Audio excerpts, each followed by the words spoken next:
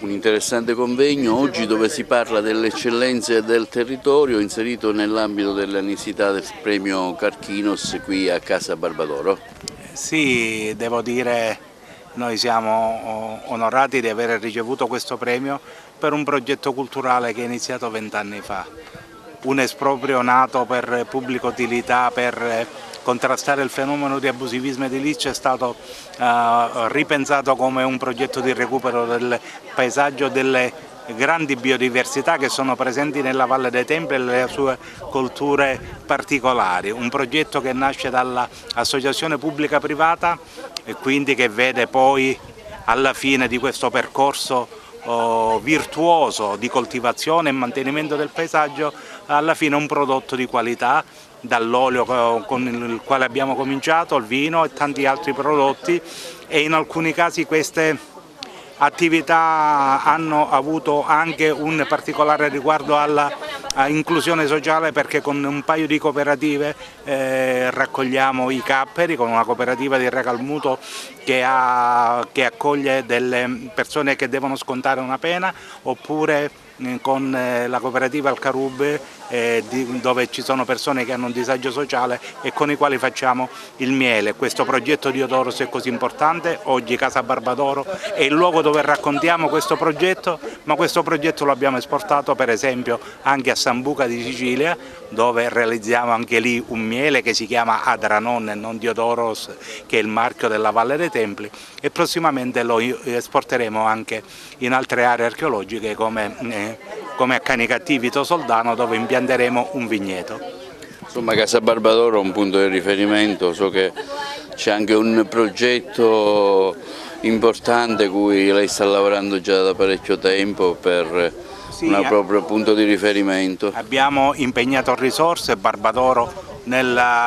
prossimi giorni proprio faremo la conferenza e la riapriremo al pubblico mattina e pomeriggio. Ci sarà la possibilità della degustazione, della vendita dei prodotti o delle attività a tema, ma abbiamo realizzato Casa Barbadoro per raccontare anche le eccellenze di altri territori, le eccellenze che riguardano il recupero del paesaggio anche in altre aree della Sicilia, e devo dire che da questo punto di vista il trend del turismo enogastronomico associato a una impareggiabile bellezza come quella della Valle dei Templi è un trend in crescita sul quale abbiamo lavorato e fra poco raccoglieremo i frutti.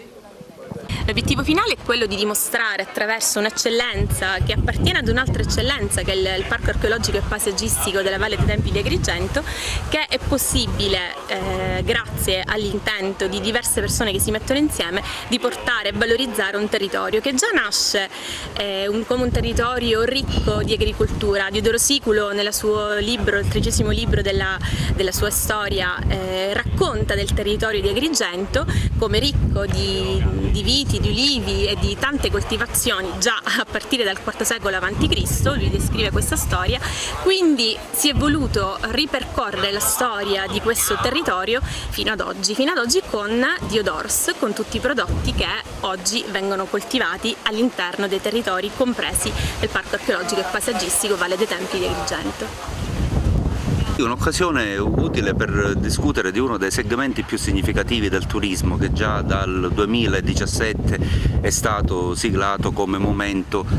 di presenza specifica all'interno delle aree culturali del nostro paese. Mi riferisco al turismo culturale, che ha anche una sua specifica declinazione nel turismo letterario, che riguarda moltissimo il nostro territorio, non soltanto con riferimento ai nomi di Pirandello, Sciascia e Camilleri, ma anche recuperando quelle illustri tradizioni del Grand Tour che proprio su Agrigento ha fatto asse. L'intersezione di tutti questi momenti ed elementi possono diventare, attraverso il desiderio della connessione fra i popoli, degli elementi per ripensare una nuova forma di turismo che deve avere le caratteristiche appunto della sua culturalità, ma anche di una sostenibilità. Agrigento, con la recente vittoria come capitale italiana della cultura 2025, certamente deve poter investire anche su questo tema, sfruttando questa opportunità nell'occasione che tanti turisti possono giungere nella nostra città e che gli stessi agrigentini possono muovere ad un'opera di traduzione per una conoscenza più approfondita della propria città. Oggi in questa nuovissima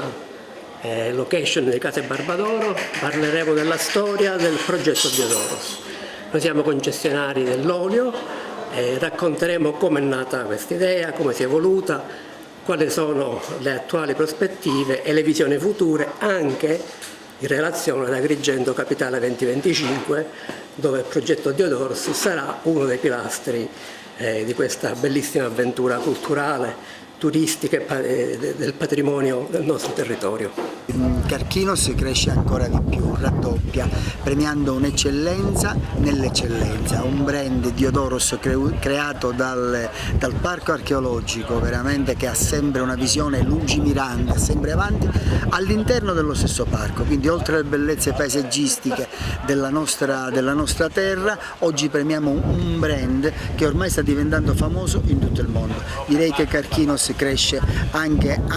grazie a questa ricerca di situazioni di grande qualità, di alta qualità, che purtroppo ahimè poco gli agrigentini conoscono, ma sono sempre più conosciuti in Italia e nel mondo. E lei che ne pensa?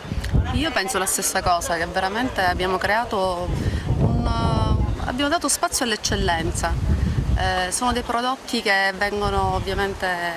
coltivati nella valle, vengono prodotti nella valle, e quindi avendo questa meraviglia naturalistica, perché siamo fortunati a vivere in questo posto così meraviglioso, sfruttiamo anche quello che questa terra ci offre, valorizzandola ovviamente, perché il prodotto è veramente d'eccellenza. Ovviamente si accosta a Carchinos, che è l'eccellenza e non poteva essere altro.